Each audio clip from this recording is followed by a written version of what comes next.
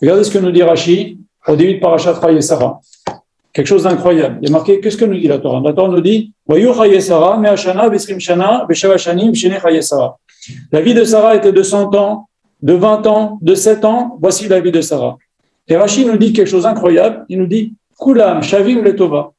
Toutes les années de Sarah étaient toutes super bien, équivalentes dans le bien. C'est quand même étonnant.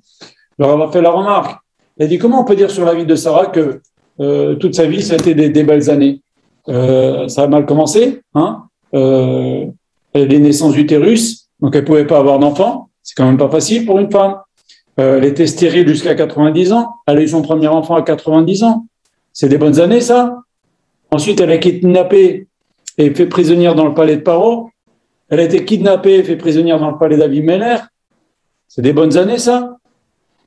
Son mari, Abraham, a été jeté dans la fournaise. Abraham a fait des années de prison.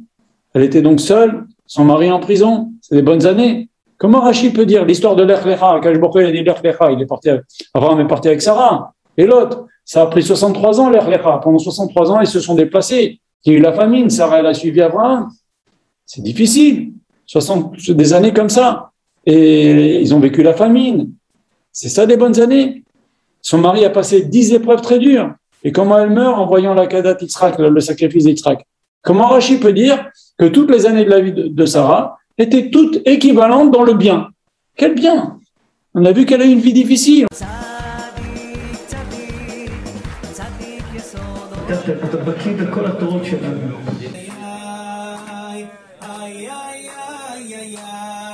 On leur a expliqué comme ça. Il nous dit que quelqu'un peut passer dans sa vie des grandes épreuves. Mais s'il sait que ces épreuves, c'est la volonté d'Akadosh Baruch Hu, et que c'est Akadosh Baruch Hu qui l'a mis dans cette situation, alors il prendra ces épreuves de la meilleure façon sans se briser.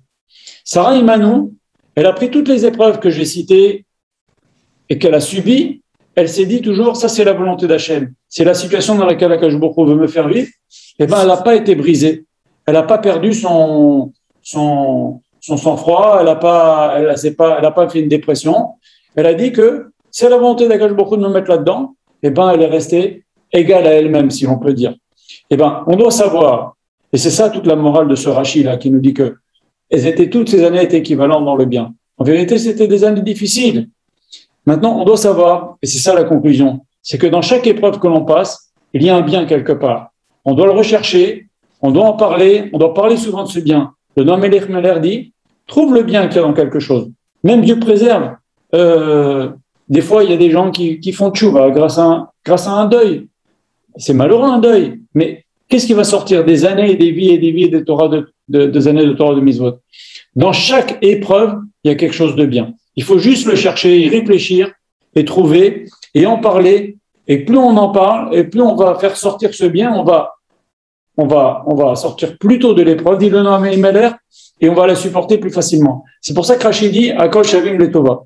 Regardez le Rav. Il a passé, vous savez, un an très difficile en prison. Ok, il n'a pas été brisé. Pourtant, ils ont tout fait pour le briser. Je peux vous dire qu'ils ont tout fait pour le briser. Pourtant, le Rav est quelqu'un de très sensible. Et ben, quand même, il a tenu bon. Il est ressorti encore plus fort. Pendant ces années-là, il a écrit 8 livres, dont le livre sur Rabbi Shimon Bar Yochai. Il a commenté le Sidour de Rosh Hashanah, le Sidour de Kippour, le Sidour de Sukkot, le Sidour de Shavuot. Il a écrit au total 8 ou 10 livres au total. Mais vous vous rendez compte, il n'a pas perdu son temps. Il a dit, il n'a jamais senti une telle proximité avec Akadosh Baruch Hu que quand il était dans cet endroit-là. Il a pu étudier, etc. Et mieux que ça, c'est dans prison qu'il a été découvrir le secret du Sefer de Devarim. Il lui dit que c'est le secret de la génération. Comment ça s'est passé? Il demandait, ils n'ont pas été faciles avec le Rav. Il avait la synagogue à côté de sa cellule et le jour de Kippour, on ne l'a pas laissé sortir pour prier. Il a prié dans sa cellule. C'est ignoble ce qu'ils lui ont fait. Ils l'ont battu, c'est ignoble ce qu'ils lui ont fait. Eh ben, il ne s'est pas laissé briser. Il est parti de plus belle. Comment ça s'est passé? Il a dit, écoutez, donnez-moi au moins un livre. Il y a un druze, même pas un juif. Un druze qui a eu pitié de lui, qui a été prendre dans la bibliothèque de la prison un sefer. Il a glissé sous la porte de sa cellule. Et c'était quoi? C'était le sefer de Varim. Et dès que le Rav a pu sortir de la cellule, aller dans la synagogue de la prison, Et après un livre au hasard, il n'y a pas de hasard hein, dans ce monde, et après un livre au hasard, il est ouvert, et qu'est-ce qui tombe sur le Baal HaRokar qui dit que dans le ciel, il y a 955 portes, et dans le Sefer Dvarim, il y a 955 versets. Et les 900 premiers versets correspondent aux 900 portes où même l'ange le plus élevé qui s'appelle Matat a accès, mais les 55 dernières portes, aucun ange n'y a accès. Seul celui qui lit les 55 derniers versets du Sefer Dvarim, il y a accès. Et on arrive vraiment très très près d'Akadosh Baruch Hu en lisant le Sefer Dvarim, mais c'est ça le secret. Moshe Rabbeinu a dit à Akadosh Baruch Hu, ok, tu me laisses pas rentrer en Israël, laisse-moi montrer ta grandeur à Israël. Comment montrer la grandeur? On voit pas. Il a écrit le Sefer Dvarim dans les 36 derniers jours de sa vie, et il a mis dedans un secret que quand on le lit, on arrive à ouvrir les portes du ciel. Et regardez le premier des 55 derniers versets, il commence par Rou ki ani anu ven Elokim, il m'a dit, regardez, je suis unique et il n'y a pas d'autre Dieu avec moi, c'est-à-dire d'autres, c'est que les anges, ils sont appelés aussi Elokim. Le malach Mantet, le malach le plus élevé, s'arrête à la 900e porte. Les 55 derniers, il y a seulement celui qui lit le livre de Moshe Rabbeinu qui arrive, le Sefer Dvarim. Où est-ce qu'il a trouvé ça, le Rav? Au beau milieu d'une épreuve terrible, une épreuve ignoble. Et donc, qu'est-ce qu'on apprend de tout ça? Et c'est ça l'histoire de Sarah, c'est que elle n'a Kulam Shavim Letova. Elle a eu des épreuves, mais elle n'a pas été brisée. Au contraire, ça l'a construit comme Abraham. Il a eu des épreuves, on va en parler. C'est ça qui l'a construit, c'est ça qui l'a fait grandir. Et donc, toutes les années, on peut dire qu'elles étaient équivalentes dans le bien. Regardez une belle histoire que le Rav raconte. Il y a un chassid qui est venu chez son Rav, il lui dit, voilà Rav, je suis malade, j'ai problème de parnassa, les enfants comme ci, la maison comme ça, elle est trop petite, tatati, tatata, X problème. Est-ce que le Rav peut me bénir que ce problème s'enlève, que ce problème s'enlève, ce problème s'enlève? Et le Rav, il voit que malgré toutes les brachot qu'il lui a fait, eh ben, la situation ne change pas. Un beau jour, le Rav lui a dit, écoute, tu vois bien qu'on a prié, toi et moi on a prié. Il faut croire qu'Akadosh Baruch Hu, il veut que dans cette période de ta vie, à l'âge que tu as maintenant, Akadosh Baruch Hu veut que tu le serves avec toutes ces épreuves. C'est ça qu'il attend de toi, Akadosh Baruch Hu, que tu le serves bien malgré toutes ces épreuves. Voilà. Il faut donc les épreuves savoir les prendre. C'est pas facile à dire, pas facile à faire, mais si on sait que la vie, toutes les épreuves sont là pour nous faire nous élever, nous faire progresser, on arrive à les prendre, entre guillemets, comme Sarah Imanu. Voilà. Maintenant, regardez, c'est quelque chose d'incroyable. Avraham Avinu lui-même, il a dit à Akadosh Baruch Hu, Akadosh Baruch Hu, avant, quand il a eu la Kedat Israël, Akadosh Baruch Hu, il a dit à Avraham Avinu, il a dit à Akadosh Baruch Hu, ok, je veux bien faire la Kedat Israël, mais promets-moi qu'il ne me donne plus d'épreuves. Akadosh Baruch Hu lui dit, allez, je te promets. Le Midrash raconte une histoire pour nous faire comprendre. Il y avait un roi qui a pris une femme, il s'est marié, il a eu un enfant. Au bout d'un an ou 2 ans ou 3 ans après la naissance de l'enfant, il s'énerve avec sa femme, il divorce. Bon, après, il voit qu'il ne peut pas vivre sans elle, il se remarie avec elle. Et après, ils ont encore un deuxième enfant. Et après, ils se disputent. Et après, ils divorcent encore une fois. Bon, après, il la reprend. 3e fois, 3e enfant, il divorce. À la fin, comme ça, jusqu'à 9 enfants. À la fin, un beau jour, les 9 enfants disent à son père, tu vas reprendre maman, d'accord, mais promets-nous que tu divorceras plus, ça suffit, c'est pas son cavote que tu divorces comme ça 10 fois de notre mère. Ça va, arrête. Et bien, Abraham Avinu a dit la même chose à Akadosh Baruch Hu. Akadosh Baruch Hu, tu me donnes des épreuves très très dures. S'il te plaît, Akadosh Baruch Hu, ne me donne plus. Ça y est, je veux bien faire celle-là. Elle est très très très très dure. Abraham Avinu a combattu toute sa vie contre le sacrifice humain, mais Akadosh Baruch Hu, sois gentil, ne me donne plus d'épreuves. Akadosh Baruch Hu lui dit d'accord. Abraham Avinu fait la Kedat Yitzhak, il rentre chez lui, qu'est-ce qu'il trouve? Sa femme morte. Alors, Akadosh Baruch Hu lui a promis qu'il n'y ait plus d'épreuves. C'est quoi cette épreuve-là que de trouver sa femme morte? Il y a différentes sortes d'épreuves. Et c'est ça que le Rav explique beaucoup. Écoutez bien. Il faut comprendre qu'il y a différentes épreuves, différentes catégories d'épreuves. Il y a des épreuves, ce que le Rav appelle Nisayon Kiyumim et des Nisayon Yom Yomim. Qu'est-ce que c'est un Nisayon Kiyumi? Les 10 épreuves d'Abraham Avinu, ça s'appelle des Nisayon Kiyumi. Ce sont des épreuves où la personne ne peut absolument rien faire. Il est coincé de tous côtés, il est coincé de toutes parts. Il a qu'à serrer les dents et attendre que ça passe. Comme Abraham Avinu, quand Akadosh Baruch Hu lui dit faire la Kedat, alors que toute sa vie, Abraham Avinu a combattu contre les sacrifices humains. Akadosh Baruch Hu lui demande tout le contraire de ce qu'il a fait toute sa vie, de dire arrêtez de faire des sacrifices humains. Et ben il est coincé, il n'a plus qu'à s'exécuter, et c'est dur. Il doit serrer les dents et c'est dur. Quand Akadosh Baruch Hu lui dit l'ech lecha, et Akadosh Baruch Hu lui dit pas où il va aller, et ben c'est dur. Pendant 63 ans, il s'est déplacé comme ça en Eretz Israël. Et il arrive en Eretz Israël, la famine. Hachem lui a promis qu'il aurait la bracha. Hachem lui a promis Parnassa, des enfants, et voilà qu'il arrive, la famille. Tout ça, ce sont des épreuves où l'homme n'a qu'à serrer les dents, même s'il ne comprend pas ce qu'Akadosh Baruch Hu lui fait subir, il doit serrer les dents. Pareil, Avraham Avinu, sa femme, elle est kidnappée chez Paro, Shavi Mener. Il ne peut rien faire. Il n'a qu'à serrer les dents. Il peut prier, bien sûr, il peut prier, mais ça, c'est des épreuves qui sont énormes. Ça s'appelle des Nisayon Kiyumim. Et les Nisayon Yom Yomim, par exemple, je fais tomber mes lunettes, je casse un verre de lunettes, je sais pas, je casse un verre, je sais pas, je déchire mon lacet au moment où je dois partir à un rendez-vous, je sais pas. Ça, c'est des épreuves Yom Yomi. Ce sont des épreuves quotidiennes, ce sont des épreuves qui ne sont pas de la dimension des épreuves des Nisayon Kiyumim, qui sont, elles, comme on a dit, des épreuves extrêmement dures.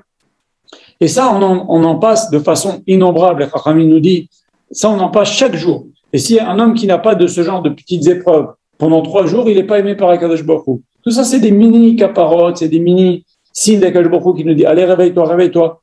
Mais c'est pas comparable au Nisayon Kiyumim. Nisayon Kiyumim, comme je l'ai dit, on est coincé. L'homme n'a pas de porte de sortie, il a qu'à serrer les dents et attendre que ça passe. Et donc, quand Avraham Avinu a demandé à Akadosh Baruch Hu ne me donne plus d'épreuves, et voilà que il passe la dernière épreuve, Akadosh Baruch Hu lui promet de plus lui donner d'épreuves, et il arrive, il voit Sarah morte, Akadosh Baruch Hu lui a promis de plus lui donner de Nisayon Kiyumim, d'épreuves Kiyumim, mais de Nisayon Yom Yomim, comme le décès de sa femme, eh ben c'est des choses que tout le monde passe, Dieu préserve, mais c'est comme ça, les Chachamim nous disent, il n'y a pas plus dur que le décès, quand quelqu'un meurt, celui qui souffle le plus, c'est ni les enfants, ni les parents, c'est le conjoint. Donc c'est une épreuve très très dure, mais c'est pas comparable, c'est quelque chose qu'on arrive à surmonter, même si c'est extrêmement dur. Attention, le deuil, c'est quelque chose que Dieu préserve, c'est extrêmement dur, mais c'est quelque chose qu'on arrive à surmonter avec le temps.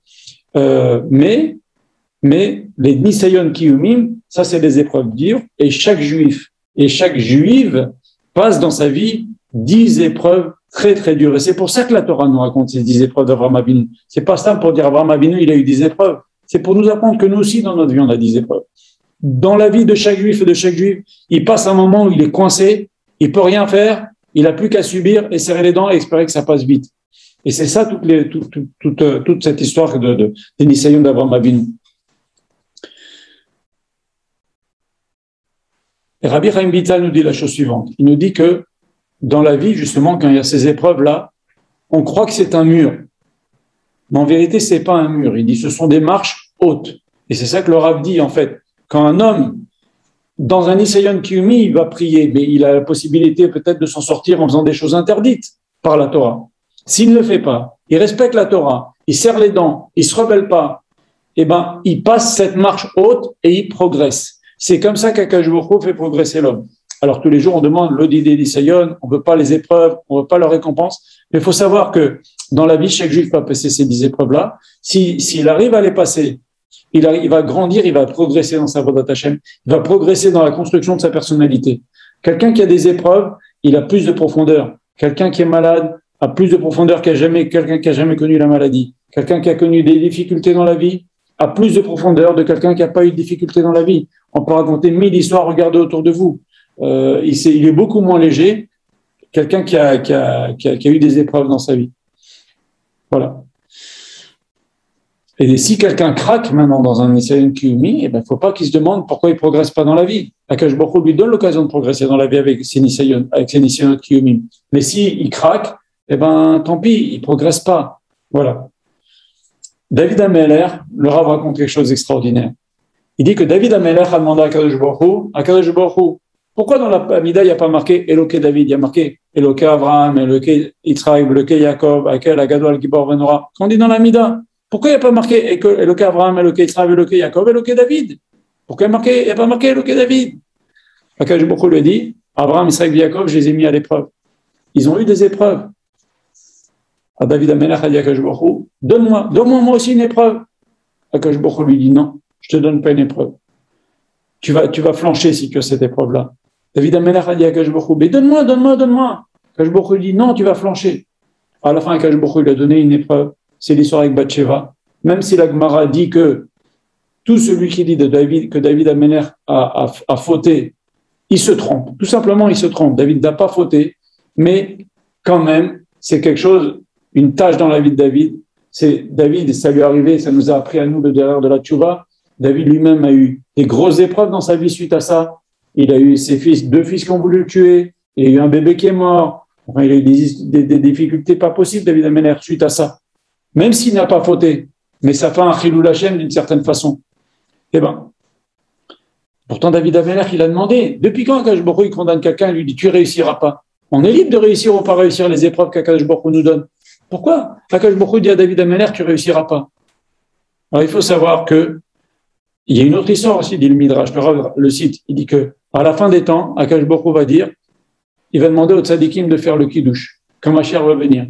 Avram, on va lui proposer de prendre le cause de kiddush. Il va dire, moi je peux pas faire kiddush, parce que j'ai eu un fils qui s'appelle Ishmaël, qui est un voyou.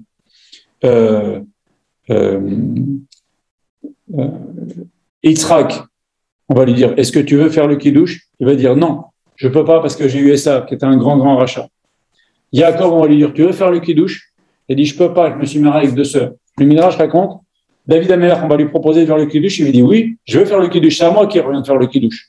Et il dit, Kosh Yeshua Tesha, Kosh Yeshua Tesha, Shema Hashem Ikra. Il dit, mais où est passée la modestie de David Améler? David Améler a dit, Belibi Halal Bekirbi, moi j'ai tué mon Yetzirah, j'ai plus de Yetzirah à l'intérieur. Donc, David Améler pour sa modestie, et 2, comment David Améler il a pu fauter? Excusez-moi. Belibi Halal Bekirbi, c'est pour montrer qu'il a tué son Yetzirah. Alors, comment ça se fait qu'il a eu cette histoire avec Bathsheba? Et deuxième chose pour prouver que David Améler, c'est étonnant son attitude, qui était un homme humble, il a dit, Bani Tolaat Velo Ish, je suis un ver de terre, je ne suis pas un homme. Donc, il est modeste et il dit, je veux faire le kiddush. Il dit, j'ai tué mon Yetzirah et il y a l'histoire avec Bathsheba. C'est quoi toute cette histoire? Quel est le rapport? Alors, le Rav explique comme ça. Il a dit que quand David Améler a voulu demander à Akadosh Baruch Hu qu'il soit cité dans la Hamida, il avait déjà passé ses 10 épreuves dans la vie. Et David Améler a demandé à passer une 11e. Et Akadosh Baruch Hu lui dit à ce moment-là, non, on répond à la question. Depuis quand Akadosh Baruch Hu, il empêche une personne de réussir une épreuve? Akadosh Baruch Hu lui dit, non, tu ne réussiras pas. Pourquoi?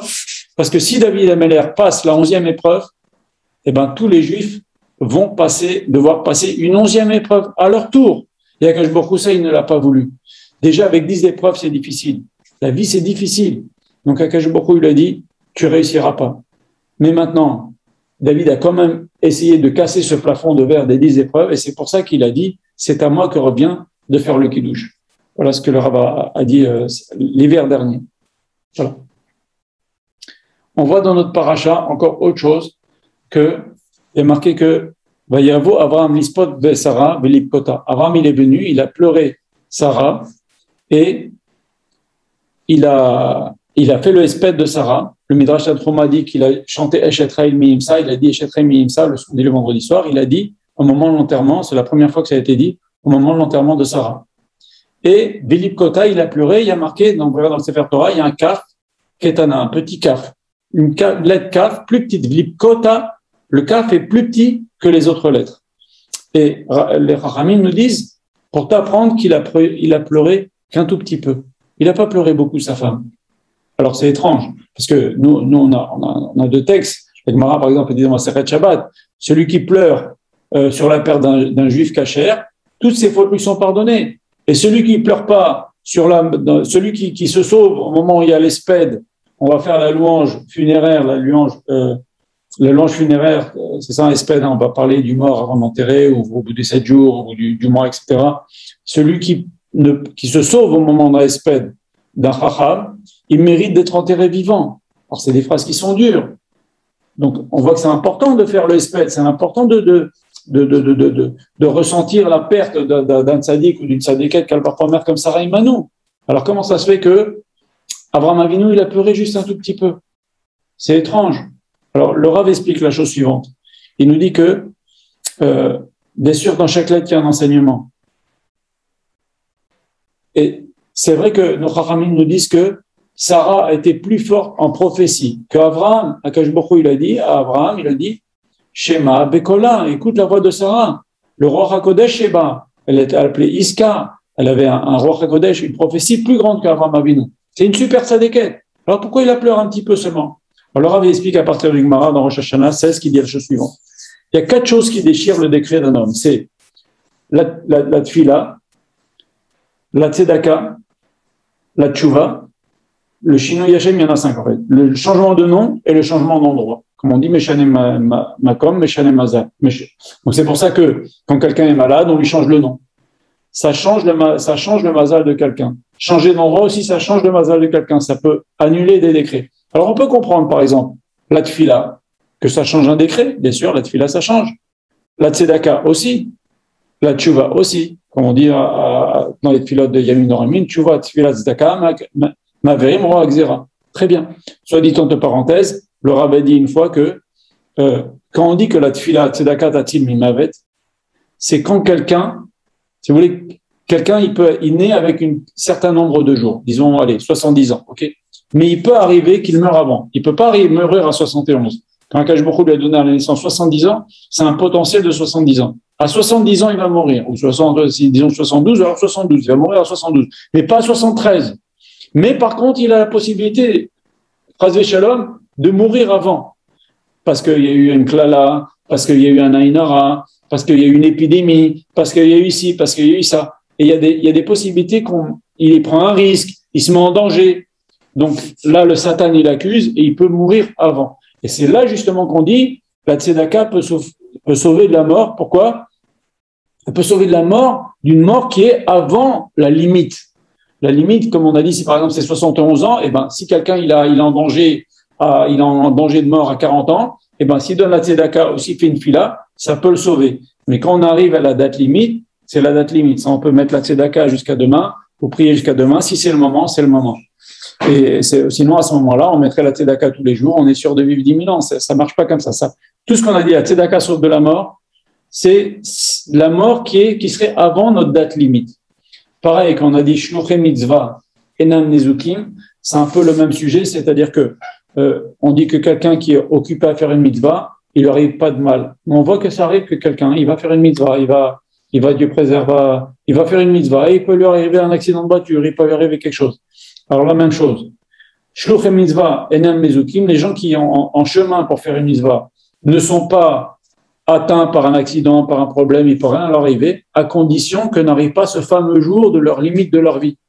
Si c'est le limite de leur vie, c'est leurs 71 ans à eux, ou par exemple quelqu'un, Hachem a décidé qu'il va avoir 40 ans, si le jour de ces 40 ans, au moment où il doit mourir, il est en train de faire une mitzvah, eh ben ça ne va pas l'empêcher de mourir. Vous comprenez? Voilà. Aussi, par exemple, shluchei mitzvah et nezukim, mais il ne faut pas qu'il se mette en danger. Un type, il est shaler mitzvah et puis il se jette en parachute, il se jette de l'avion sans parachute. Qu'est-ce que vous voulez? Donc, il faut comprendre ce que nos chachamim nous disent. Donc, on a dit, la tfila, la tchouva, la tzedaka, c'est compréhensible que ça sauve de la mort. OK? Mais changer d'endroit et changer de nom. En quoi ça annule un mauvais décret?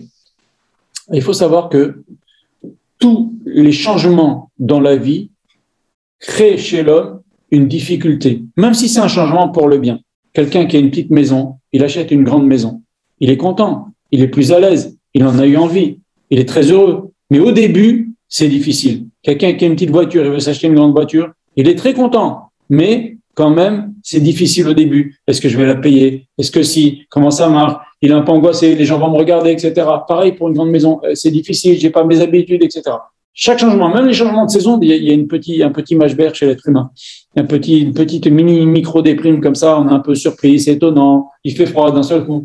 Eh ben, c'est pareil. Chaque changement dans la vie entraîne une espèce de tristesse, une espèce des doutes et des difficultés. Donc, même si c'est un changement en mieux, même un mariage, pourquoi on réjouit Khatan Vekala? Parce que justement, avant, ils étaient seuls, et maintenant, ils se retrouvent mariés. C'est une vie complètement différente. Et au début, c'est difficile. Et donc, c'est pour ça qu'on les réjouit comme ça. Ils ont la pêche, ils passent un peu cette période difficile du début. Et les Chachamim nous ont dit que justement la première année c'est important. Pourquoi? Parce que la première année, on va en parler, on crée des liens très forts dans le couple. C'est très important qu'ils restent ensemble, que le mari part pas en voyage d'affaires pendant 2 semaines, etc. La première année, c'est très bien de se fixer l'un dans la tête de l'autre. Ça, c'est très important. Maintenant, pourquoi ces 7 jours, c'est si important? Donc, on les remonte parce que justement, il y a ce changement qui rend les choses difficiles.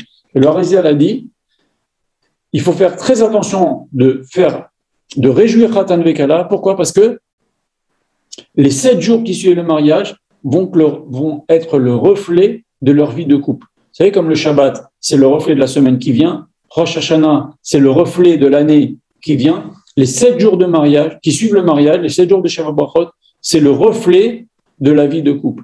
Et donc, c'est important vraiment de les réjouir.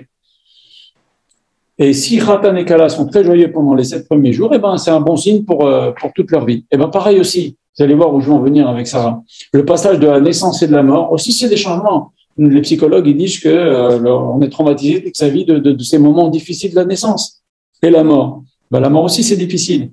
Quand quelqu'un meurt, eh ben, quand quelqu'un meurt, on pleure parce que il nous manque.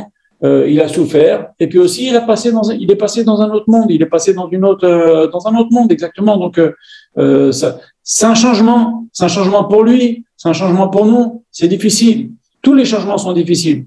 Ben, pour Sarah et Manou, c'est vrai que vous savez, le Chachamim nous dit, je crois que c'est dans Brachot, que il y a 2 sortes de morts. Il y a la mort du Racha et la mort du Tzaddik. Le Racha, quand il meurt, c'est très difficile pour lui. Pourquoi? Parce qu'il est très attaché à ce monde. Et donc, les Chachamim nous l'expliquent en nous faisant la comparaison suivante. C'est comme du coton qui est accroché dans des épines. C'est dur de le sortir. Il est accroché. Et ben, sa neshama, elle a du mal à quitter ce monde. C'est dans la douleur. C'est dans la douleur quand un rachat meurt.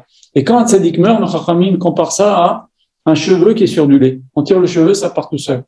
Et ben, le tzaddik, quand il quitte ce monde, c'est moins difficile pour lui. Pourquoi? Parce que toute sa vie, son objectif de sa vie, c'était l'Olam Haba. Alors, a fortiori, Sarah, toute sa vie, c'était sa construction de son Olam Haba. Donc, en fait, quand elle a quitté ce monde, c'était l'aboutissement, c'est l'apothéose de sa vie. Elle va maintenant acquérir sa récompense. Et donc, c'est pour ça qu'Abraham Avinu, il n'a pas beaucoup pleuré au moment du décès de Sarah. Voilà. Et c'est ce qu'on voit aussi. Le Chachamim nous raconte il y a une belle histoire qui s'est passée avec Chaim Berlin. Quand Rabbi Chaim Berlin est décédé, il a dit « Je veux pas qu'on fasse de hesped ».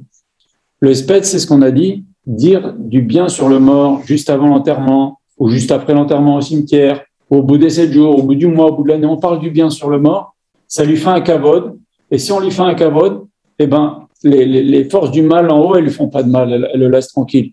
On voit que c'est quelqu'un de respecté, on rappelle à Kadosh Baruch Hu ses mérites. C'est-à-dire quand on fait un hesped, faut pas mentir, faut pas exagérer. Pareil sur la pierre tombale. On n'écrit pas ce qu'on veut, faut demander à un rave. Qu'est-ce qu'on écrit sur la pierre tombale? On n'invente pas des louanges. On ne raconte pas n'importe quoi. Quel verset on dit? Faut demander à un rave, c'est très très précis. On peut pas faire ce qu'on veut. Et soit dit en passant, les dates civiles qui sont sur les pierres tombales, il faut les effacer. Vous mettez du ciment noir par-dessus, quelque chose. Les dates civiles, il faut pas que ça soit sur une pierre tombale. Telle personne, elle est décédée en 2021 ou en 2012. Il faut effacer la date. On n'a rien à voir avec ces dates-là. C'est les dates qui font référence à une certaine personne. On n'a rien à voir. Pourquoi rappeler ça sur une pierre tombale? Donc, en tous les cas, le hesped, c'est donc rappeler les qualités de cette personne-là. Et Rabbi Chaim Berlin, il a dit, je veux pas d'hesped. Je veux pas d'hesped. Je veux pas de frime, je veux pas de trucs comme ça, j'ai pas besoin. Alors, mais les gens de son époque, tous ses élèves étaient malheureux parce que comment c'est notre rave, on va pas dire du bien sur lui. C'est impensable, c'est le moindre des kavods. C'est le moindre des kavods. Vous savez, c'est important, c'est très important. David Ameller, il a eu des épreuves terribles dans sa vie. Pourquoi? À l'époque de David aussi, pourquoi? Parce qu'ils n'ont pas fait le hesped suffisamment pour Shaoul et ses fils. Pourtant, Shaoul, toute sa vie, enfin pendant une certaine période de sa vie, il a voulu poursuivre David Ameller, il a voulu le tuer, qui était son gendre. Et ben David, on lui a reproché, et à sa génération, de ne pas avoir fait le hesped suffisamment bien à Shaoul. Donc, c'est important de faire un hesped. C'est ce qu'on a dit tout à l'heure. Celui qui s'en va au milieu d'un hesped, il mériterait d'être enterré vivant. Pourquoi? Parce que quelqu'un qui est enterré vivant, il a envie qu'on vienne à son secours. Sortez-moi de là. Et ben pareil, quelqu'un qui est décédé, ça lui fait du bien. Il a envie, d'une certaine façon, qu'on dise du bien sur lui parce que ça lui fait un limoutrout, ça lui fait des mérites en haut qu'on rappelle devant un Kadosh Baruch Hu. Parce qu'il faut savoir, la personne, elle est jugée au moment du décès, elle est jugée immédiatement. Au bout de 3 jours, au bout de 7 jours, au bout de 30 jours, au bout d'un an. Et chaque année à Rosh Hashanah, Sifrei Chaim, Sifrei Metim. Donc, quand on rappelle les mérites de cette personne-là, eh ben, elle monte, elle peut monter. Donc maintenant, les élèves de Rabbi Chaim Berlin étaient embêtés. Comment on va pas dire du bien sur notre âme, des louanges sur notre âme? Il nous a appris la Torah, il nous a conseillé, il nous a sauvés. Alors, il y a un rav qui était très intelligent. Il a dit, regardez le verset dans Chaye Sarah, il y a marqué, Vayavo Avraham Nispot Besara Velipkota. Il est venu pour faire l'espèce de Sarah et pour la pleurer. Donc on voit que l'espèce c'est une chose et pleurer c'est une autre chose. Donc Rabbi Chaim Berlin nous a empêché de faire l'espèce, ne nous a pas empêché de pleurer sa perte. Et donc quand il a dit ça, tout le monde s'est mis à pleurer. Ouais, je voulais raconter cette histoire parce que c'est bien aussi quand il y a un tzaddik qui part de verser des larmes. Les Chachamim nous ont dit que quand un tzaddik part, bien qu'on a dit que bon, il n'a pas beaucoup pleuré, on a expliqué maintenant, mais quand même, quand un tzaddik part, c'est comme si le temple avait été détruit, nos Chachamim nous disent. Voilà.